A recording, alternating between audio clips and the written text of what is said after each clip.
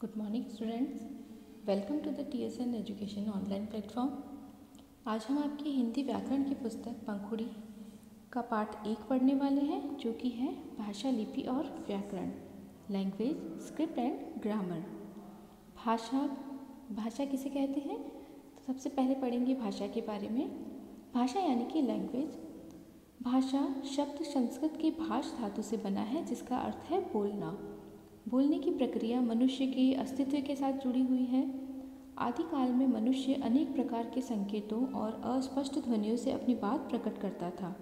आज भी हम अनेक संकेतों द्वारा अपनी बात कहते और समझने का या समझाने का प्रयास करते हैं। छोटा बच्चा रोता है तो माँ समझ जाती है कि बच्चे को भूख लगी है, उसे दूध चाहिए। पाठशाला या स्कूल की घंटी बजते ही बच्चे समझ जाते हैं कि स्कूल की छुट्टी हो गई है। बस का कंडक्टर भी सीटी बजाकर चालक को बस चलाने या रोकने का संदेश देता है, किंतु इन संकेतों से किसी बात, भाव या विचार को बहुत स्पष्ट नहीं किया जा सकता। इसीलिए मनुष्य को एक ऐसे साधन की आवश्यकता पड़ी जिसके द्वारा वह अपने भावों और विचारों का आदान प्रदान स्पष्ट रूप से कर सके। इसके लिए उसने ध्वनि संकेतों का सहारा लेना प्रारंभ किया। यही ध्वनि संकेत आगे चलकर एक व्यवस्था में बंधकर भाषा के रूप में विकसित हो गए। अतः कहा जा सकता है कि जिस साधन के द्वारा हम अपने भावों तथा विचारों का आदान प्रदान करते हैं, उसे भाषा कहते हैं। तो भाषा एकदम से नहीं बनी, बल्कि धीरे धीरे उसका विकास हुआ। पहले हम कुछ संकेतों का प्रयोग करते थे अपनी बातों को, अपने भावों को व्यक्त करने के लिए। धीरे धीरे कुछ ध्वनियों का, अस्पष्ट ध्वनियों का प्रयोग किया जाने लगा। उसके बाद में कुछ चिन्हों का प्रयोग होने लगा और फिर एक निश्चित रूप में धीरे धीरे भाषा हमारे सामने आई, जो कि वर्तमान रूप है इसका। तो इस प्रकार हम कह सकते हैं कि जो भाषा है वह ऐसा साधन है जो हमारे भावों को और विचारों को अभिव्यक्त करने और दूसरे के विचारों और भावों को समझने का माध्यम है। अब भाषा के 2 रूप हैं, यानी भाषा 2 तरह की होती है, मौखिक भाषा और लिखित भाषा। सबसे पहले देखेंगे मौखिक भाषा के बारे में, जिसे हम ऑरल लैंग्वेज कहते हैं।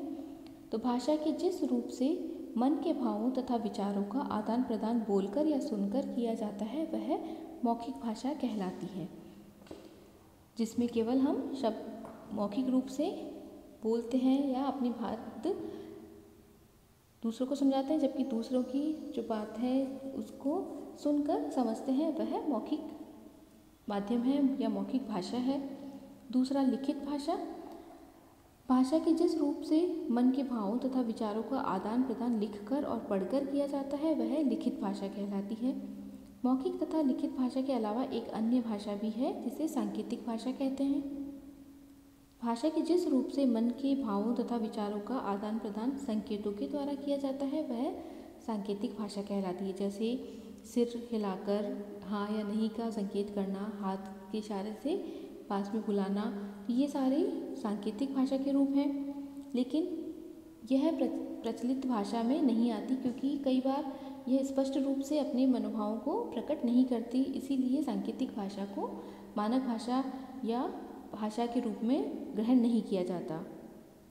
अब मौखिक और लिखित भाषा में क्या अंतर है? तो मौखिक भाषा सरलता से सीखी जा सकती है, परंतु लिखित भाषा अभ्यास के द्वारा ही आती है। जैसे आपने देखा होगा कि छोटा बच्चा जिस परिवार में जन्म लेता है, वहाँ की भाषा सीख जाता है, उनके परिजनों को, रिश्तेदारों को, मित्रों को बोलते हुए सुनकर, लेकिन उसे लिखना नहीं आता।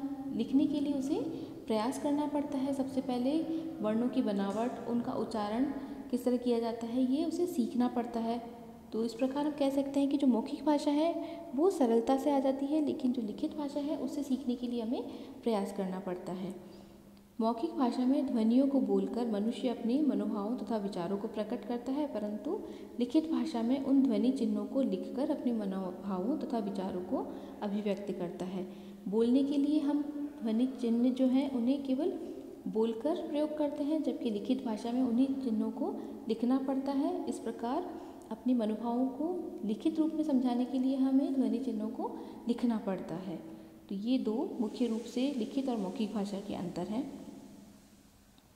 अब हमने देखा कि लिखकर हम अपने मनोभावों को प्रकट करते हैं, तो लिखने के लिए जिन चिन्हों का हम प्रयोग करते हैं उसे लिपि कहा जाता है। लिपि यानी कि स्क्रिप्ट।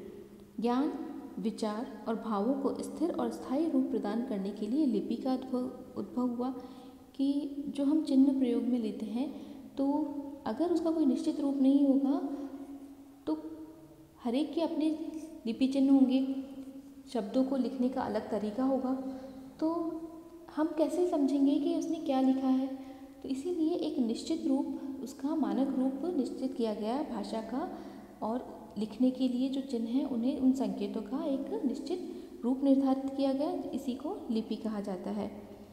तो मौखिक ध्वनियों को लिखित रूप में प्रकट करने के लिए निश्चित किए गए चिन्हों को लिपि कहते हैं। जैसे अ के लिए अलग चिन्ह है, आ के लिए अलग है, ई, ये जो पारखड़ी है, क ख ग, इन सभी के लिए चिन्ह निर्धारित किए गए ताकि हम आसानी से समझ सकें और दूसरे भी हमने जो लिखा है, जिन ध्वनि चिन्हों को हमने बनाया है उसे आसानी से समझ सके।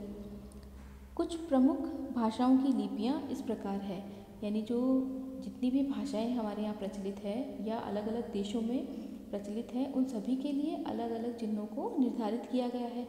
जैसे कि हम अंग्रेज़ी देखते हैं, इंग्लिश के लिए जिन लिपि चिन्हों का प्रयोग करते हैं, अल्फ़ाबेट्स के लिए जो जिस तरह से हम सिंबल बनाते हैं वो रोमन लैंग्वेज है। इसी तरह जो हमारी हिंदी है वो देवनागरी लिपि में लिखी जाती है।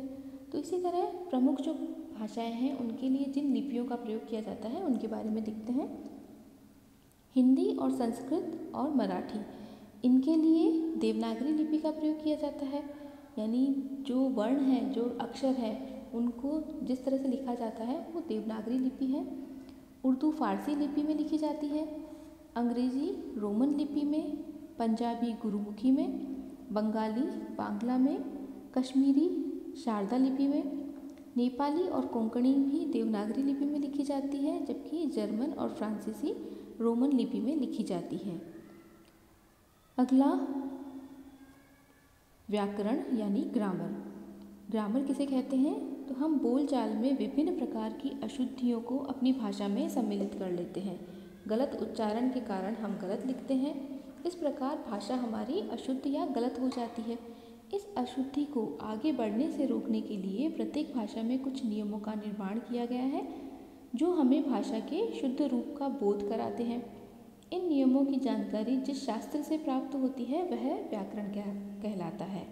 अतः कहा जा सकता है कि व्याकरण वह शास्त्र है जिसके द्वारा हम किसी भाषा को शुद्ध रूप से लिखना और बोलना सीखते हैं। यानी व्याकरण हमें बताता है कि किस तरह से हमें शब्दों को बनाना चाहिए, किस तरह मात्राओं का प्रयोग करना चाहिए और किस तरह उनका क्रम से प्रयोग करना चाहिए। यानी कि कर्ता जो काम को करने वाला है वो कहाँ लिखा जाना चाहिए, कर्म कहाँ लिखा जाना चाहिए, सहायक क्रिया कहाँ लिखा जाना चाहिए। तो ये सारी जो जानकारी हमें मिलती है, या मात्राएं छोटी या बड़ी किस तरह लगानी चाहिए, शब्द किस शब्द पर किस तरह की मात्रा आएगी, ये सारी जो जानकारी हमें मिलती है यह व्याकरण से प्राप्त होती है। तो व्याकरण वह शास्त्र है जिसके द्वारा हमें भाषा का शुद्ध रूप बनाने में, लिखने में सहायता मिलती है। अब व्याकरण के भी 4 भाग हैं, यानी कि जो हमारी भाषा है उसे व्याकरण में जब हम उसका अध्ययन करते हैं तो उसे 4 भागों में बांटकर उसका अध्ययन किया जाता है। तो सबसे पहले वर्ण विचार, फिर शब्द विचार, फिर वाक्य विचार और उसके बाद हम उसके रूप का विचार करते हैं, किसी भी वाक्य के रूप का विचार करते हैं। तो सबसे पहले वर्ण विचार यानी ऑर्थोग्राफी या वर्ण विचार, जिसमें वर्णों के अंतर्गत या वर्णों की आकार, उच्चारण, व्यवस्था के बारे में विचार किया जाता है। वर्ण जो है वो भाषा की सबसे छोटी इकाई है, उसको किस तरह से बनाया जाएगा, किस तरह उसका उच्चारण होगा और जो क्रम है क ख ग घ च छ ज छ, ये जो हमारी बारखड़ी है तो उसका किस तरह से उसकी व्यवस्था की जाएगी, ये सारा विचार किया जाता है वर्ण विचार में। दूसरा शब्द विचार यानी मॉर्फोलॉजी, इसमें शब्द की रचना यानी शब्द किस तरह से बना, उसके प्रकार यानी कितने तरह के शब्द होते हैं, इसके विषय में विचार किया जाता है, उसके बारे में अध्ययन किया जाता है। तीसरा आता है वाक्य विचार यानी कि सिंटैक्स। सिंटैक्स जिसमें वाक्य के भेद कि वाक्य किस तरह का है, सकारात्मक है, नकारात्मक है, या वाक्य का विश्लेषण कि वाक्य के कितने भाग हैं, और उसके विराम चिन्हों के बारे में प्रयोग का अध्ययन किया जाता है। इसके बाद आता है चौथा रूप विचार, जिसके अंतर्गत रूप परिवर्तन, शब्दों का, उनकी रचना और भेद तथा कार्य का अध्ययन किया जाता है। तो ये जो आगे आने वाले अध्याय हैं उनमें हम इन्हीं सब के बारे में अध्ययन करेंगे। तो अब तक इस पाठ में हमने पढ़ा भाषा के बारे में कि भाषा किसे कहते हैं। तो भाषा वह साधन है जिसके द्वारा मनुष्य अपने भावों तथा विचारों का आदान प्रदान करता है। दूसरा, भाषा के दो रूप होते हैं, मौखिक तथा लिखित भाषा, और प्रत्येक भाषा की अलग अलग लिपि होती है, जैसे हिंदी और संस्कृत की देवनागरी, उर्दू की फारसी, अंग्रेज़ी, जर्मन, फ्रांसीसी की रोमन आदि। और व्याकरण के बारे में कि व्याकरण की सामान्यतः 4 रूप होते हैं, वर्ण विचार, शब्द विचार, वाक्य विचार और रूप विचार। और ये भी पढ़ा कि व्याकरण जो है वह हमें किसी भी भाषा का शुद्ध रूप में बोलना लिखना सिखाता है। तो ये था पाठ 1 भाषा, लिपि और व्याकरण।